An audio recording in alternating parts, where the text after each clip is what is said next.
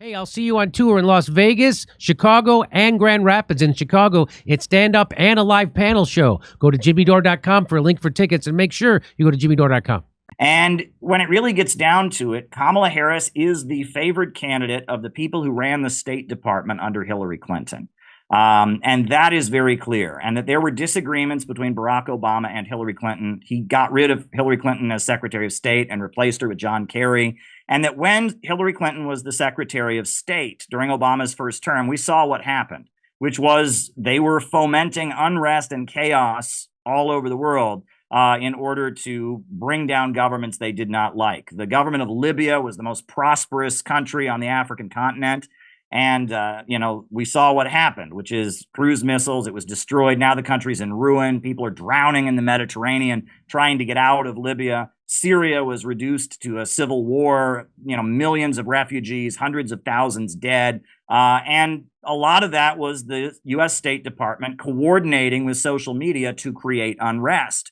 And the result, we had the rise of ISIS and the terrorists in ISIS, and it was a disaster. Well, we understand where this comes from. There was an ideologue named Anne Marie Slaughter, who's with New America, or sometimes it's called the New America Foundation, the New American Institute. It's a think tank, and she openly talked about what she believed in. I mean, she wrote a very powerful essay talking about how the fight in the world today is between what she calls the open international system, globalism, and populists, and how populist leaders like Gaddafi in Libya, like Bashar Assad, or like Putin in Russia, or like, the people who support Brexit in Britain or Marine Le Pen, populist leaders are the danger, and that we need to promote this open international system, and that the goal is to foment unrest and chaos around the world to protect that open international system.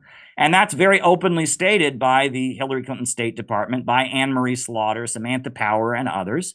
And there was a decision that was made in 2020 when it was made clear that Hillary Clinton couldn't run again. There was a meeting that was widely reported on in the local press in the Hamptons in Long Island, where all the Hillary Clinton backers took their money from Hillary Clinton and they put it behind Kamala Harris. She is Hillary Clinton's chosen successor.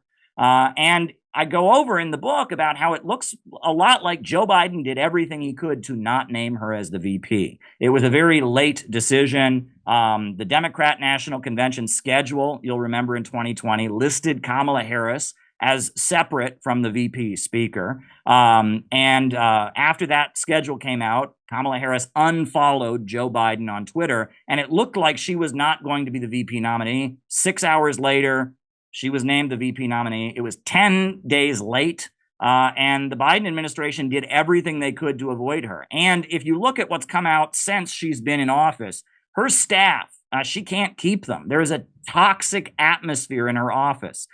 She is just, she is brutal to her staff.